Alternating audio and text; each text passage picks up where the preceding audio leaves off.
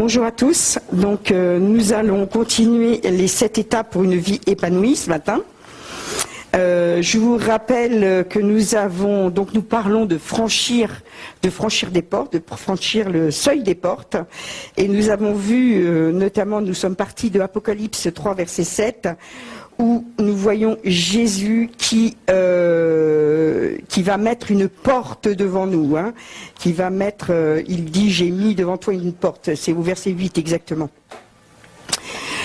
Et nous avions vu donc la première étape qui est le sang sur la porte. Nous avions vu qu'un sacrifice était nécessaire pour passer au niveau suivant.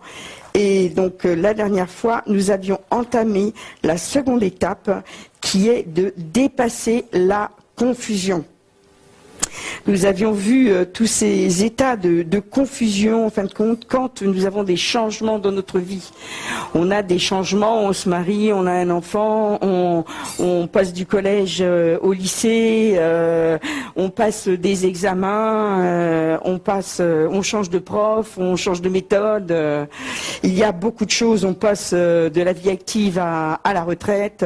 Il y a des changements et on sait très très bien que si les changements, même on ne les prépare pas, eh bien, il peut y avoir, c'est très connu en ce qui concerne par exemple la retraite, eh bien, il y a des moments de blues, mais aussi les mamans qui ont leur premier enfant, on connaît ça aussi, le baby blues, et ces moments où on ne comprend pas tout ce qui s'est passé. On a tous, toute notre vie, on a des changements. Il y en a qui ont peur des changements. L'être humain, en règle générale, a peur des changements. Il n'aime pas les changements. Il n'aime pas changer parce qu'il vit dans une zone de confort, qu'on appelle ça, une zone où il est bien, où il sait comment il doit faire, comment il doit agir, comment il doit parler. Il y en a qui aiment bien avoir un travail, ils y rentrent à 20 ans. Enfin, c'est plus trop le cas aujourd'hui, mais enfin bon, ils y rentrent et ils vont jusqu'à leur retraite. Et ils sont très contents, ils font toujours, tout le temps, la même chose et il n'y a pas beaucoup de changements. Ils ne reviendraient même pas à l'idée de changer. Et il y en a d'autres qui changent tous les 5 minutes, qui veulent toujours plus, qui au contraire le changement, ça les excite et ils ont besoin de changement. Mais la plupart des personnes n'aiment pas le changement. On n'aime pas le changement parce qu'il va falloir travailler plus, il va falloir avoir de nouvelles idées, il va falloir mettre en place de nouvelles choses et on n'aime pas le changement. Donc, quand il y a un changement qui s'opère, en fin de compte, il y a un état de confusion. Et l'état de confusion, il est normal, il est bon, parce que la confusion nous oblige à penser à ce que nous faisons. Est-ce que je fais bien? Est-ce que je dois faire comme ça? Comment je dois faire pour améliorer? En fin de compte, la confusion doit nous permettre de nous élever et non de rétrograder. Il y en a quand il y a trop de confusion, eh bien, quand par exemple dans une église, on est habitué à rester assis pendant la louange, par exemple, quand on a l'habitude que ce soit très chronométré, eh bien, s'ils vont dans une église où ça explose, où ça danse dans tous les sens, où il y a des drapeaux, où il y a des instruments de musique, eh bien, ça peut perturber et ils peuvent être dans un état de confusion, en fin de compte, qui leur fait tellement peur qu'ils ne peuvent pas rester dans une église trop vivante. Il y a donc cet état de confusion, il ne faut pas en avoir peur. Cet état de confusion est bon. Cet état de confusion va vous permettre d'aller plus loin. Mais évidemment, il faut du courage au milieu de cet état de confusion. Et on avait vu l'exemple de Josué, qui avait dit, dans Josué 1, versets 3 à 5, il avait dit, Josué dit au peuple, consacrez-vous, car demain le Seigneur fera des choses étonnantes parmi vous. Consacrez-vous. Et on avait parlé justement de cette consécration, qu'il fallait vraiment, qu'on allait découvrir des choses que nous n'avions jamais vues auparavant. Mais pour cela, il fallait être plus consacré dans le Seigneur.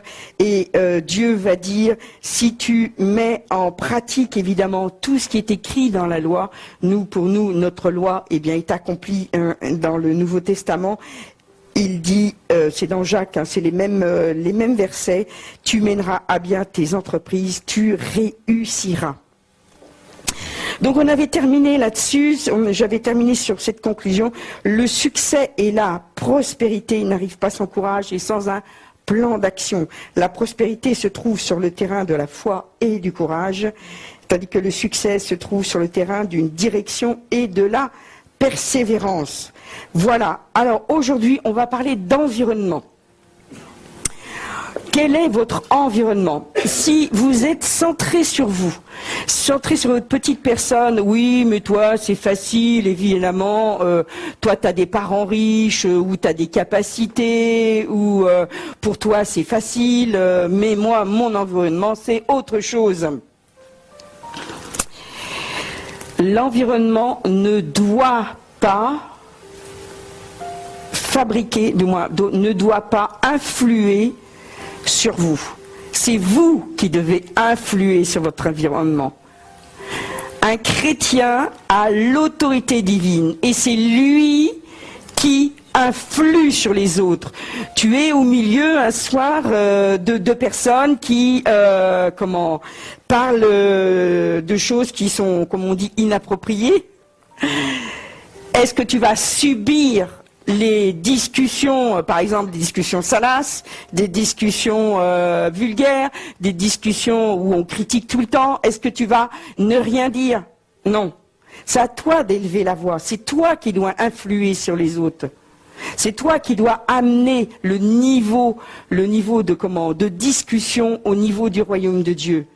C'est toi qui as l'autorité au milieu du monde. C'est toi la lumière au milieu du monde des ténèbres. C'est toi qui dois illuminer les ténèbres. Donc nous allons voir ça ce matin. Et on va commencer par le psaume 84 au verset 6. Psaume 84 au verset 6. Le titre de ce chapitre, dans cette seconde étape, c'est « Vous maîtriserez votre environnement ». Psaume 84, verset 6, « Heureux ceux qui placent en toi leur appui. » Amen. Heureux ceux qui placent en toi leur appui. Vous voulez être heureux? Ben voilà. Il y a déjà là une loi pour être heureux. Si tu te places en toi, si tu places en Jésus, pas en soi-même, si on place en Jésus notre appui, nous pouvons être heureux. Mais comment je fais ça au quotidien, moi? Comment je fais ça? Dans le travail, allez, hop. Moi, des exemples, j'en ai à l'appel, dans le travail. Je ne sais pas faire ça. Dans les études, j'arrive pas à étudier telle chose. Ah, j'y arriverai jamais, c'est pas possible. Même si j'y passe des heures, ça sera pas possible, j'y arriverai pas et tout. J'arrive pas à mémoriser, j'arrive pas à faire cette chose, à faire. Je demande au Seigneur, si en toute chose, vous demandez au Seigneur et vous croyez que puisque vous demandez, cela vous sera accordé. Autrement, ne demandez pas, ça sert à rien. La foi, c'est ça, C'est l'assurance des choses que l'on demande, c'est l'assurance des choses que l'on espère. Je l'ai le verset là quelque part. C'est dans Hébreux 11, verset 1. J'aime bien la parole vivante, parce qu'elle me donne une envergure que l'on n'a pas dans les versets des Bibles secondes. Alors, en NBS, ça donne « Or, la foi, c'est la réalité des choses qu'on espère ». Déjà, c'est pas mal ça, la réalité des choses qu'on espère. L'attestation de choses qu'on ne voit pas. Et dans la parole vivante, il dit « Croire en Dieu, c'est une façon de posséder déjà. » Moi, j'aime ça. Quand vous priez, quand vous demandez quelque chose, que vous demandez justement d'avoir plus de compétences, plus de mémoire pour apprendre, plus de compréhension, hein, quand on fait un exercice, quand on est devant un exercice de maths, et puis qu'on se dit, mince, j'ai appris tout, j'ai bien compris la leçon, et je ne suis pas fichu de trouver la solution, comment je fais? Demande à Dieu. Dieu, le fait simplement de t'adresser à Dieu, de demander, Dieu ouvre ton intelligence. Il y a des verrous qui se débloquent là-dedans. Il ouvre l'intelligence et il te donne la solution. Ah bah oui, mais c'est bien sûr, comme disait un fameux acteur. Oui, mais c'est bien sûr. Alors, je suis repartie un peu plus loin. Ça y est, je commence à me balader, moi. Alors, on retourne au psaume 84, verset 6. On reviendra à Hébreux 11 tout à l'heure. Psaume 84, verset 6, je vous ai juste lu le début. Heureux ceux qui placent en lui, donc en Jésus, leur appui. Ils trouvent dans leur cœur des chemins tout tracés. Voilà ce qu'on trouve. Des chemins tout tracés. Quand je m'appuie sur lui, que je lui demande la solution pour faire telle ou telle chose, pour régler tel et tel problème dans la vie de tous les jours, dans les couples, dans les foyers, il y a tellement de problèmes à résoudre. On se dit, comment je vais faire? Comment je vais faire? Il y a des choses très simples, hein, mais il y a des choses beaucoup plus compliquées. Des fois, on se demande comment on va faire, ces choses. Eh bien, Dieu mettra dans ton cœur des chemins tout tracés. Moi, ça me plaît, ça. Moi, ça me plaît beaucoup.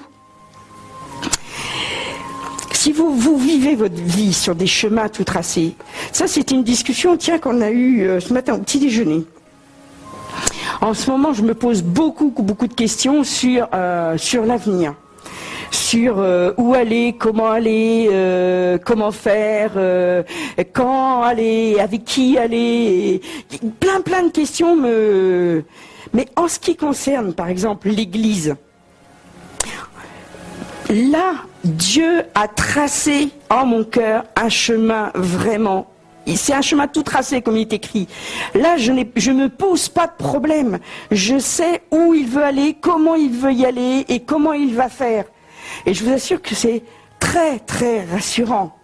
C'est très rassurant. Quand vous savez où aller, c'est facile. Moi, je prends ma voiture, vous imaginez, bon alors, je dois aller quelque part, mais je ne sais pas où. Je dois aller quelque part, je sais où, mais je ne sais pas quelle route. Quand on est dans une nouvelle ville, j'y vais comment? Si je dois faire 3 fois le tour de la ville, imaginez, là, 3 fois le tour du périphérique, vous restez toute la journée sur le périph'. Hein. Donc, comment? Eh bien, c'est beaucoup plus facile. Alors, évidemment, maintenant, on a les GPS, clic, clac, clac, clac. Eh bien, il y a un GPS là-dedans. Il y a un GPS. Il va vous donner vraiment la direction pour aller où Dieu veut vous emmener. C'est ça qui est important. C'est pas de faire n'importe quoi, n'importe comment. Ce qui est important, c'est vraiment d'aller là où Dieu veut que tu ailles. Avant, on avait le temps. Dans le temps, moi, j'ai fait des tas d'erreurs. Je suis pas à l'abri de toutes les erreurs, hein. Loin de moi. Néanmoins, je ne veux plus aujourd'hui faire les erreurs du passé en tâtonnant, en me disant, oui, peut-être que je vais faire comme ça. Et tout. Oh, c'est pas mal de faire comme ça. Hein? Et puis, ah bah non, ça n'a pas trop bien marché et tout. Bon, peut-être que je vais faire comme ça, je vais essayer comme ça. Non, on ne peut plus essayer. Aujourd'hui, les temps sont courts. Aujourd'hui, on est dans les temps d'accélération. Et puis, moi, je ne sais pas si vous êtes comme moi, mais moi, je préfère faire quelque chose qui va réussir plutôt que d'essayer, là, faire à tâtons. Moi, le côté chercheur, c'est pas trop mon truc. Moi, je préfère faire, dépenser mon énergie, dépenser des finances, dépenser du temps pour quelque chose qui va marcher. Ça me plaît. Ça, je pense qu'on est un petit peu tous pareils. Faire pour faire, c'est pas trop intéressant. Hein. Moi, je vous le laisse en tous les cas. Si vous aimez faire ça, moi je vous le laisse. Non, ce qui est bien, c'est vraiment de vivre sur des chemins tout tracés. Et c'est pour ça qu'en ce moment, je me pose beaucoup de questions. Parce qu'il a tracé des routes pour toi, pour toi. Il a tracé des routes pour moi. Mais je ne connais pas bien le chemin. Et si je veux y aller, comment y aller? À quel moment y aller? On ne va pas à un endroit histoire d'aller à un endroit. On y va parce que c'est le temps de Dieu. Une chose qui m'a beaucoup marqué dans toutes les Les prophéties qui ont été faites durant le séminaire d'Olivier Derain, c'était: il faut que tu fasses la volonté du Seigneur. Il faut que tu agisses selon ses pensées, selon ses desseins, comme il veut lui et non comme toi tu veux. Et ça, c'est important. Il faut vraiment qu'on soit vraiment figé sur sa volonté. Hein, comme Jésus disait: Seigneur, je fais de ta volonté ma nourriture. Il faut aimer faire la volonté de Dieu. Oh, il y a des tas de choses qu'on a envie de faire, qu'on aimerait bien faire. Mais si ce n'est pas la volonté de Dieu pour le moment, ne le fais surtout pas. Parce que tu vas arriver trop tôt. Imagine que tu arrives trop tôt à ton mariage.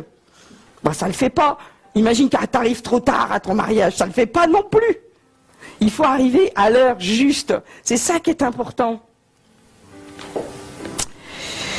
C'est pas d'être marié qui est important, c'est d'arriver au bon moment qui est important, avec la bonne personne. Marc, allons voir Marc. Marc 1, verset 17-18. Je vous pose cette question: quelle est votre destination? Est-ce que vous connaissez votre destination? Est-ce que vous avez des visions? Est-ce que vous avez des rêves pour votre ministère, pour votre carrière, pour votre famille? Je ne parle pas que du côté spirituel. Il est très important que Zach connaisse sa destinée, que son ministère. Il est très important. Il a eu déjà des directives. Nous, on les connaît. On a vu qu'il a reçu des choses. Mais qu'est-ce qu'il va en faire? Comment il va les mettre en pratique? À quel moment il va les mettre en pratique? Qu'est-ce qu'il va faire pour rentrer dans ce ministère? Ah, ça, c'est des bonnes questions. Hein? Est-ce que je vais attendre? Une grande lumière va venir sur moi et je saurai que c'est le moment. Non, on n'en est pas là. Si vous en êtes là, mettez ça à la poubelle. Non, Dieu parle dans sa parole. Dieu parle par ses enfants. Il y a eu des prophéties, elles sont assez nombreuses, de différentes personnes. Il y a eu des prophéties sur Zach. Maintenant, elles sont dans son cœur, elles sont dans le cœur de ses parents, elles sont dans notre cœur. Mais c'est à lui d'agir. C'est pas à quelqu'un d'autre d'agir. Nous, on pourra que l'encourager. Nous, on pourra que l'aider. Mais on ne pourra pas faire à sa place. Personne ne peut faire à votre place. Personne. Vous êtes responsable de vos actes, vous êtes responsable de vos paroles. N'en doutez pas, ne rejetez pas la faute sur les autres, comme on sait bien nous le dire dans le monde. Oh, c'est la faute de mes parents, c'est la faute parce que j'avais pas la mémoire et l'intelligence, c'est la faute que je suis né de telle couleur ou pas.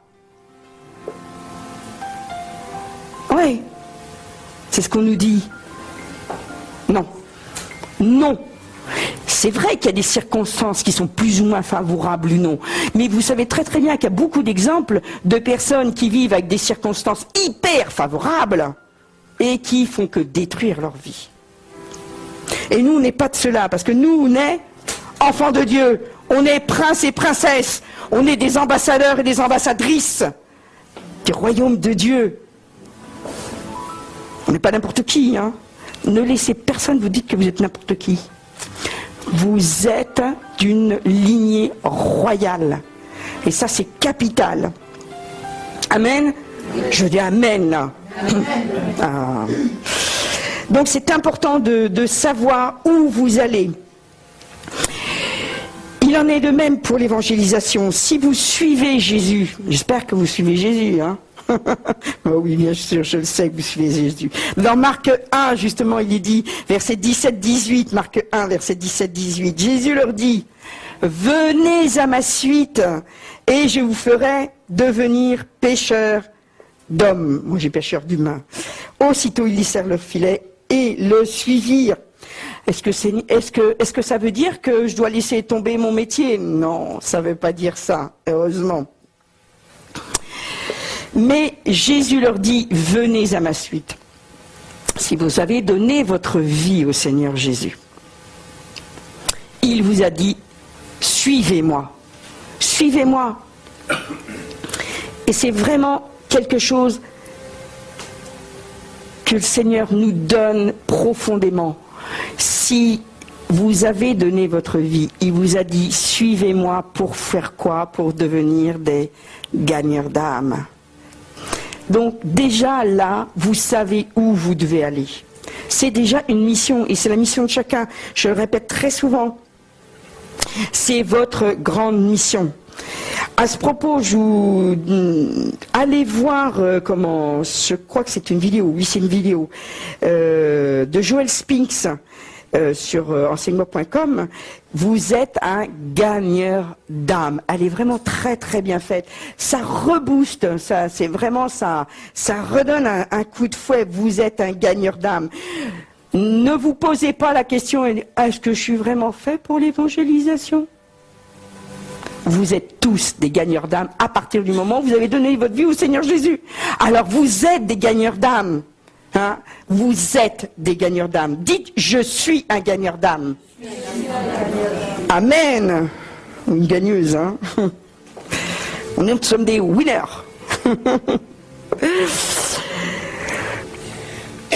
Mais si vous n'allez nulle part, vous n'aurez pas besoin de force nouvelle. Vous n'aurez pas besoin d'aller plus loin. Il faut savoir où nous devons aller. Donc votre priorité pour vous aujourd'hui, c'est de changer de mentalité. Si vous vous dites, oh ben, je suis bien où je suis, changez ça. Vous n'êtes pas bien où vous êtes. Vous devez toujours aller plus loin. Que ce soit dans votre travail, dans votre famille, dans l'éducation des enfants, dans le ministère, dans votre place, dans ce qui est spirituel. Vous devez aller plus loin, désirer plus, avoir soif, toujours avoir soif de plus de Dieu. Si vous avez des mauvaises pensées, de toute façon les mauvaises pensées vous apporteront que des choses mauvaises. Alors virez vos mauvaises pensées, virez-les. Demandez à Dieu plutôt de restaurer votre cerveau, votre intelligence pour aller plus loin.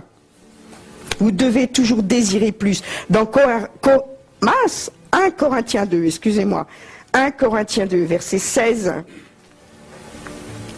au cas où vous auriez un doute, 1 Corinthiens 2, verset 16, en effet, qui a connu la pensée du Seigneur? Qui a connu la pensée du Seigneur pour l'instruire? Vous, c'est écrit. Or, nous avons la pensée de Christ. Vous avez la pensée de Christ. Vous avez la pensée de Christ, n'en doutez pas. Si vous acceptez ce simple verset en lui disant « j'ai la pensée de Christ », donc je peux avoir l'intelligence de Christ, je peux avoir les sentiments de Christ, je peux avoir la vision de Christ, je peux avoir vraiment la façon, la volonté de Christ. Si vous appuyez simplement sur ce verset, vous avancerez de l'avant et vous saurez où aller. Et Dieu vous donnera vraiment les pensées du Christ par le Saint-Esprit. Paul est très clair dans Romains 12, versets 1 à 3. Romains 12, versets 1 à 3. Il dit qu'il faut changer de mentalité. Encore et toujours, c'est pas changer de mentalité le jour où j'ai donné ma vie au Seigneur. Oh, je change de mentalité, ça y est, je suis devenu chrétien. Youhou! Non, c'est pas ça. Changer de mentalité, c'est changer tout le temps. Pourquoi ? Parce que Satan et ses sbires, là, hein, ils sont toujours en train de se frotter les mains, se dire, tiens, qu'est-ce que je vais pouvoir lui laisser comme mentalité d'avant, hein? Oh, il faut la laisser un petit peu dans la pauvreté, là, dans la tristesse, oh, on va te plaindre. Hein? Non, non, non et non, refusez ça. Dans Romains 12, versets 1 à 3, il dit, je vous encourage donc, mes frères, au nom de toute la magnanimité, moi j'ai dans cette version, vous avez la miséricorde, je crois, hein, miséricorde ou autre chose, de Dieu, à offrir vos corps comme un sacrifice vivant, saint et agréé de Dieu. Voilà quel sera pour vous le culte conforme à la parole. Et il dit après, ne vous conformez pas à ce monde-ci, mais soyez, moi j'ai transfiguré, vous avez peut-être renouvelé, ou transformé, par le renouvellement de votre intelligence pour discerner quelle est la volonté de Dieu, ce qui est bon, agréable et parfait. Amen. Ça c'est vraiment, sachez, toujours chercher la volonté de Dieu. Sachez vraiment si c'est la volonté parfaite de Dieu. Parce que c'est vrai que la volonté parfaite de Dieu, elle est écrite dans la Bible. Plus vous lirez la Bible, plus vous écouterez la Bible, hein, plus vous aurez la volonté parfaite de Dieu. Dieu veut que je sois heureux et que je vive en pleine abondance. Ça, c'est écrit et personne ne pourra vous dire le contraire parce que la parole de Dieu est sa volonté. Ne vous laissez pas dire le contraire. Je serai intelligent. Ça, c'est la parole de Dieu. Daniel 1,20. Plus qu'intelligent, 10 fois plus intelligent. Amen, hein? Ça, c'est bon, ça. Il y a plein de choses dans la parole de Dieu. Donc nous devons maîtriser notre environnement. C'est un autre paragraphe, maîtriser notre nouvel environnement. Maîtrisez votre environnement actuel, mais vous allez maîtriser l'environnement aussi que le Seigneur va vous donner. On parle toujours de franchir une porte, d'aller à une étape supérieure, d'aller à un niveau supérieur. Hein? Nous devons toujours aller plus haut. Donc, quand on rentre dans une nouvelle phase, évidemment, il y a des tas de choses qu'on ne sait pas faire. Il y a des tas de choses où on est mal à l'aise. Il y a des tas de choses qu'on n'aimerait pas faire aussi. Il y a des tas de choses qu'on n'aimerait pas faire. Et donc, il faut savoir vraiment maîtriser tout ce qui va se passer pour pouvoir vraiment être à la gloire de Dieu. C'est ça qui est important. Dans le psaume 84, versets 6-8... Et c'est vraiment l'ultime étape de la phase de transition, c'est de maîtriser ce nouvel environnement pour dominer tous les domaines de notre vie, les nouveaux domaines de notre vie. Alors, psaume 84, versets 6-8. Donc on avait lu le verset 6, hein, heureux les hommes dont la force est en toi, ils ont dans leur cœur des routes toutes tracées. Et le verset 7 continue en disant... Lorsqu'il traverse la vallée de Baca, c'est-à-dire la vallée des larmes, tiens, ça correspond à ce qu'elle nous a dit Michel. Hein. Lorsqu'on traverse cette vallée donc de la mort, il en fait un oasis. Non mais est-ce que vous pouvez imaginer ça? On est dans la vallée des larmes, autrement dit, on est dans l'épreuve, on est dans la tristesse, on est peut-être même dans la dépression. Et quand tu te confies en lui, il met des chemins tout tracés devant toi pour que tu en sortes et il en fait un oasis. Alors là, que les larmes se transforment en oasis, moi, j'en reviens pas de ce que Dieu peut faire. Mais comme il a créé le ciel et la terre, bon, je pense qu'il peut faire ça, n'est-ce pas? Il nous a créés. Alors, il dit après, et la pluie d'automne la couvre aussi de bénédictions. En plus, il en fait un oasis, mais en plus, donc, il nous couvre de bénédictions. Oh, ça va encore plus loin. On est dans la vallée des larmes. Je ne sais pas si vous voyez un peu toute la dimension de ce que le Seigneur est en train de nous donner là. On est vraiment mal, on est vraiment de plus mal de chez plus mal. Et en fin de compte, si on se confie en lui, il en fait un oasis couvert de bénédictions. Oh, alors moi, ça me plaît ça. C'est la vérité. C'est pas, t'en sortiras quand t'en sortiras, tu sais, quand t'auras beaucoup pleuré, tu t'arrêteras forcément. Hein? Non, c'est pas ça. Dieu dit qu'il va transformer ça. C'est pas du tout pareil. Et au verset 8, il dit, leur vigueur ne cesse de croître, ils paraîtront devant Dieu à Sion. Merci Seigneur. Moi, ça me plaît, ça. En plus, il fait que cette étape qui va être complètement transformée, qui va être une bénédiction, hein, eh bien, ça va être une étape qui va nous permettre de croître et de grandir. Et on va être plein de force. Moi, quand je suis passé dans les vallées de larmes, j'étais pas spécialement plein de force. Hein. Pas pour vous, mais c'était plutôt carpette. Hein. Donc, le Seigneur dit... Et ça, c'est la vérité. Si le Seigneur dit, c'est que c'est vrai. Notre vigueur ne cesse de croître. C'est vrai que la vallée des larmes, hein, la vallée de Baca existe réellement, hein, c'est un désert.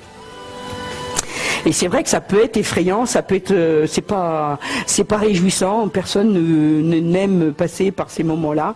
Mais quand tu vois que tu passes par ces moments-là, ne te dis pas que c'est l'environnement qui te maîtrise. C'est toi qui dois maîtriser. Vous voyez, le changement d'attitude, le changement de mentalité, on n'aborde plus du tout les choses de la même façon. Hein, on va au contraire voir cette épreuve, en fin de compte, comme quelque chose qui va nous faire grandir. Quand on éduque nos enfants, moi j'aime bien prendre l'exemple des enfants, mais quand on les éduque justement, il y a des choses qu'on oblige. On se dit, est-ce que vous aimez aller à l'école? C'est bien, c'est sympa. Bon, enfin, si vous aviez le choix, hein, rester à la maison, jouer, aller voir les copains, les copines, ça serait plus sympa, non? Il y a des choses intéressantes, tu pourrais apprendre des choses intéressantes pour aller visiter des tas de trucs et tout. Hein, ça serait génial. En plus, c'est obligatoire, on doit mettre nos enfants à l'école, mais néanmoins, le nombre de fois où on a dû les obliger à faire ceci, à faire cela et tout, encore, hein? Mais on sait que si on les oblige à faire des choses, c'est pour leur bien. Notre papa dans le ciel, il est pareil. Notre papa, s'il vous oblige à faire des choses, sachez que c'est pour votre bien. Parce que Dieu a prévu des plans de bonheur pour vous et non de malheur. C'est écrit dans sa parole. Il veut que votre bien, même si vous ne comprenez pas, les enfants ne comprennent pas toujours. Pourquoi on les oblige à manger comme des repas équilibrés, à pas rester en pyjama toute la journée, hein? Bon, il y a des fois on reste en pyjama toute la journée, mais il y a des fois ça arrive, hein. Mais c'est pas tous les jours, hein. Tu ne devrais pas aller en pyjama à l'école, je crois pas. Non, mais c'est vraiment ça. On a besoin de comprendre que notre papa veut le meilleur pour nous. Et que si il y a des épreuves qui sont devant nous, c'est pour que nous puissions vraiment être élevés et recueillir vraiment les meilleurs fruits de ce qu'il nous a à nous donner. Alors, on va voir ces différents niveaux de foi. Différents niveaux de foi dans Romains 1, versets 16-17. Donc, autre paragraphe, nouveau niveau de foi. Romains 1, versets 16-17. Vous connaissez ces versets, car je n'ai pas honte de la bonne nouvelle ou de l'évangile, car elle est en effet puissance de Dieu pour le salut de quiconque croit. N'oubliez jamais que quand vous donnez l'évangile, quand vous donnez la parole de Dieu, il y a une puissance. Il y a une puissance. C'est pour ça que c'est si important d'apprendre des versets par cœur. Parce que dès que tu vas sortir un verset, même si tu n'y crois pas, c'est ça qui est fantastique, même si tu n'y crois pas, le fait de dire des versets, de proclamer des versets. J'ai bien aimé ce qu'elle a dit, Michel. Allez, hop, le psaume 91. C'est ça le psaume 91. Hein. Je me le répète, jusqu'à temps, parce qu'il y a une puissance. C'est pas le fait de dire, je vais le répéter, ça va me rentrer dans la tête, ça va... Non, c'est que, obligatoirement, le fait de le répéter produit, il y a une puissance dans la parole de Dieu qui va forcément agir sur son cœur, qui va agir sur son intelligence, qui va agir sur son corps. C'est pour ça que c'est si important. Il y a une puissance pour le salut de quiconque croit, du juif d'abord, puis aussi du grec. Car en elle, la justice de Dieu se révèle. Voilà, quand on annonce la parole de Dieu, la justice de Dieu s'annonce. En vertu de la foi et pour la foi, ainsi qu'il est écrit, celui qui est juste en vertu de la foi vivra. Et vous avez celui qui est... oui, le juste vivra par la foi, voilà. Le juste vivra par la foi. Si on veut avancer plus loin dans la foi, soyons justes. C'est quoi être juste? C'est pratiquer la parole de Dieu. Faire ce que Dieu nous demande de faire. C'est simple. C'est ça être juste. À chaque fois qu'on fait la volonté de Dieu, à chaque fois qu'on fait ce qui est écrit dans la parole de Dieu, nous sommes justifiés.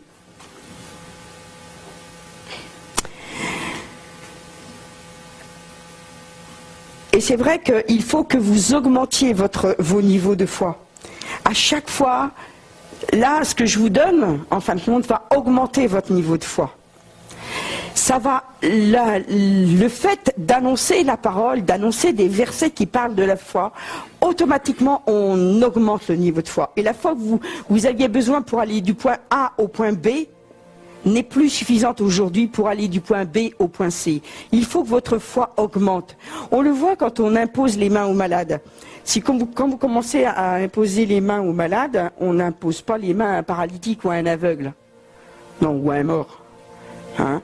On commence par des petites choses. Et quand on voit que si on impose les mains pour que quelqu'un n'ait plus mal à la tête, par exemple, et qu'il n'a plus mal à la tête, notre foi augmente.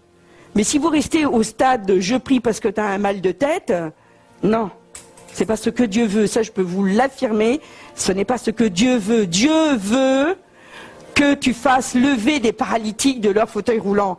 Dieu veut que tu ressuscites des morts. C'est ce qui est écrit dans sa parole. Dieu veut que les boiteux marchent droit. Dieu veut que les aveugles voient et que les sourds entendent. C'est ce que Dieu veut. Ah oui, non, mais tu te rends pas compte? Si je me rends compte, c'est la volonté parfaite de Dieu.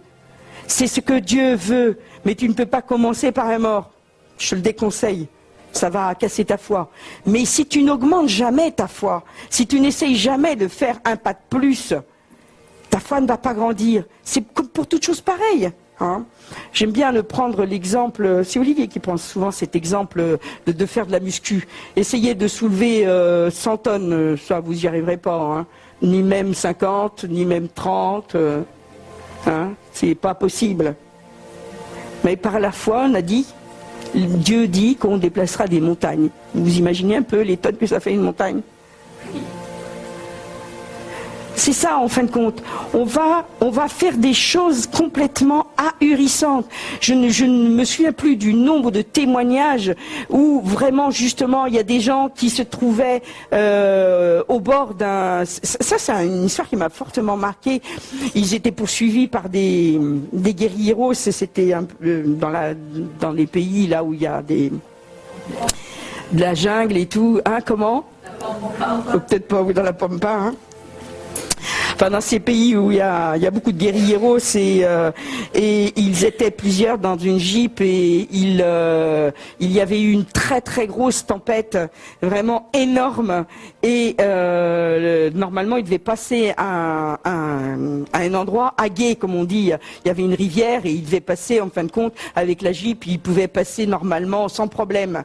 Et puis il y avait eu une tellement grosse tempête que les flots se sont grossis et puis ils avaient plus une petite rivière où ils pouvaient passer, mais ils avaient véritablement un fleuve, un tumulte, avec des troncs d'arbres, avec des plein de trucs, et les guerrieros c'était derrière. Et ils savaient de toute façon, ces chrétiens, que s'ils les rattrapaient, de toute façon, c'était la mort. Il n'y avait pas d'autre solution, c'était la mort.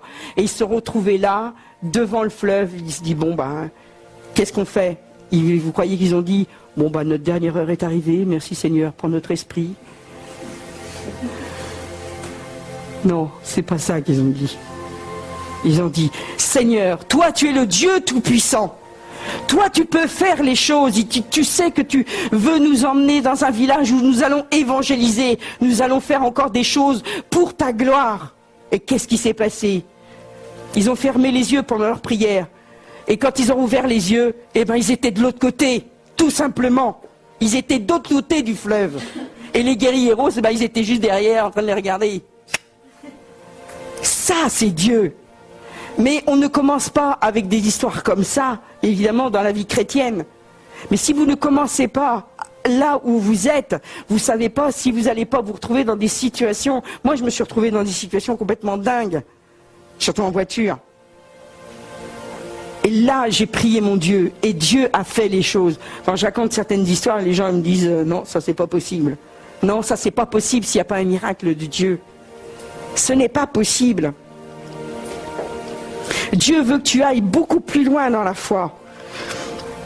Et vous devez vraiment avoir la foi pour maîtriser votre environnement. C'est très important. Vous ne devez pas vous dire « Oh oui, mais tu sais, moi j'ai pas d'argent, moi j'ai pas de métier, moi de toute façon j'y arriverai pas. » Ici, il y en a beaucoup qui pourraient dire tous les miracles qu'ils ont vécus. Il faut continuer à aller de l'avant et aller beaucoup plus loin. Ce n'est pas parce que vous avez vécu des miracles qu'il faut en rester là. Il faut aller vraiment beaucoup plus loin. C'est ce que je vous disais tout à l'heure dans Hébreux 11, verset 1, à propos de la foi. Et dans la parole vivante, il dit, c'est une façon de posséder déjà les biens qu'on espère. C'est être persuadé que les choses qu'on ne voit pas existent vraiment. Être persuadé. Croyez-moi, c'est vraiment quand vous priez, soyez persuadés que ces choses existent vraiment. Si vous n'êtes pas persuadé que ces choses existent, ne priez pas. Ça ne sert à rien. Et vous ne croyez pas qu'ils étaient persuadés que Dieu allait intervenir? Ces chrétiens qui étaient dans la Jeep là, ils ne savaient pas comment. Ils n'ont pas dit, oh Seigneur, fais qu'on s'envole de l'autre côté. Non. Ils se sont dit, sauve-nous. Interviens. Et il est intervenu. Peu importe de la manière dont Dieu interviendra. L'important, c'est de dire, je sais Seigneur que j'ai des choses à faire avec toi. Je sais Seigneur qu'il me faut, par exemple, tel niveau intellectuel, qu'il me faut telle finance pour œuvrer pour toi, pour faire le ministère que tu m'as donné. Il me faut telle personne. C'est écrit. Être persuadé que les choses qu'on ne voit pas existent vraiment. Amen. Amen. Ça, c'est une bonne parole. Dans Colossiens 3, 17, il est dit, quoi que vous fassiez en parole ou en œuvre, faites tout au nom du Seigneur Jésus, en rendant grâce par lui à Dieu le Père. Faites 150% d'efforts, avec 100% de transparence. Demandez à Dieu qu'il vous bénisse dans votre travail, dans votre famille, dans votre église, afin que le royaume de Dieu avance. Colossiens 3, 17. Ça, c'est une parole que je dis très très souvent. Quoi que vous fassiez, en parole ou en œuvre,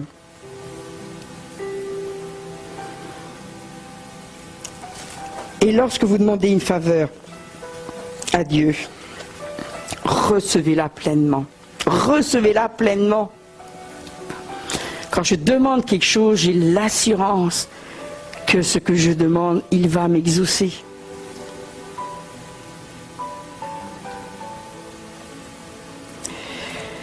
Nous ne pouvons continuer à œuvrer dans la peur. Nous ne pouvons continuer à vivre comme ça. La peur ne doit pas faire partie de vos vies. C'est le courage qu'il doit faire, la persévérance, la patience qui doit faire partie de vos vies pour aller plus loin encore et encore. Soyez sûrs que vous êtes différents en Christ. Soyez sûrs que vous serez heureux dans votre famille, que vous serez heureux avec vos enfants, que vos enfants vont réussir. Je ne sais pas pourquoi ce matin, mais alors j'insiste sur les enfants. Je sens vraiment qu'il y a une bénédiction spéciale sur les enfants ce matin. C'est d'ailleurs Loïc qui a commencé avec ça. Et c'est vrai, en plus, je me souvenais même pas. Et tout d'un coup, je sens qu'il y a vraiment une bénédiction qui vont vraiment entrer dans une autre dimension. Une dimension où ils vont rechercher vraiment l'excellence. Ils vont rechercher à vraiment avoir des victoires sur victoires. Ils vont découvrir que Dieu est un Dieu puissant. Que Dieu peut leur permettre de vraiment d'apprendre des choses au-delà de ce qu'ils peuvent penser. Vraiment, je pense qu'il y a quelque chose il y a une réussite, il y a une onction de réussite sur les enfants, sur ceux qui étudient. Je vois surtout les études. Et je pense que s'il y en a d'autres qui étudient, il y a une réussite spéciale en ce moment. Il y a une bénédiction spéciale pour la réussite dans tout ce qui est études, dans tout ce qui est formation. Je sens qu'il y a vraiment quelque chose qui est dans ce domaine-là, mais particulièrement sur les plus jeunes. Vous allez découvrir un autre monde avec Dieu. Travailler avec Dieu va vous faire entrer dans une autre dimension. Je pense qu'il y a vraiment quelque chose qui est en train de se produire, en train de se faire, parce qu'il y a une onction qui descend sur les parents, et cette onction va redescendre sur les enfants. Et vice versa. Oui, c'est vice versa. Je sens qu'il y a une onction qui descend sur les enfants. Seigneur. qui descend sur les enfants et qui va se reporter sur les parents. Il y a vraiment quelque chose d'important là. Saisissez-le, saisissez-le. Ceux qui nous écoutent aussi, je veux vraiment vous demander de saisir ça, vraiment que cette onction, laissez-la se répandre abondamment. Parents, vraiment, exhortez vos enfants à travailler dans l'excellence, à aller plus loin, à vraiment rendre gloire à Dieu pour tout ce qu'il vous donne. Et enfants, rendez gloire à vos parents pour tout ce qu'ils vous quelquefois vous oblige à faire, mais c'est vraiment une dimension dans laquelle on va rentrer. C'est une nouvelle dimension. Il y a quelque chose qui est en train de se faire. Il y a une porte qui est en train de s'ouvrir. Vraiment, prenez-le, prenez-la. C'est quelque chose. Rendez gloire à Dieu pour ça. C'est une nouvelle porte. On n'était pas entré dans cette dimension. Amen, amen, amen. Merci Seigneur. Merci Seigneur. Aucune peur, aucune peur. Vraiment aucune peur dans les études. Aucune peur. Les peurs sont balayées dans les études. Tous ceux qui sont en formation, tous ceux qui étudient, il n'y a aucune peur. C'est vraiment, je sens vraiment aucune peur parce qu'il y aura de la réussite, il y aura de la victoire. Il y a vraiment une onction spéciale aussi, parce qu'on a des étudiants en l'IBEM. Il y a une onction spéciale aussi qui descend pour une réussite, une victoire pleine et entière. Une réussite exceptionnelle. Et pas seulement une réussite aux examens. Oui Seigneur. Merci Seigneur. Pas seulement une réussite aux examens, il y a vraiment une réussite après, une mise en pratique. Je sens vraiment que là, il y a une onction qui descend sur vous, qui descend sur tous ceux qui étudient pour une réussite, pour mettre en pratique tout ce que vous avez appris d'une façon exceptionnelle. Ça sera une réussite divine. Amen. Amen. Gloire à toi Seigneur, gloire à toi Seigneur. C'est en silence que j'entends la beauté de ta voix. C'est à genoux que je comprends tout le sens de la croix. Mon Dieu reste vivant, son regard est sur moi. Je ne crains rien.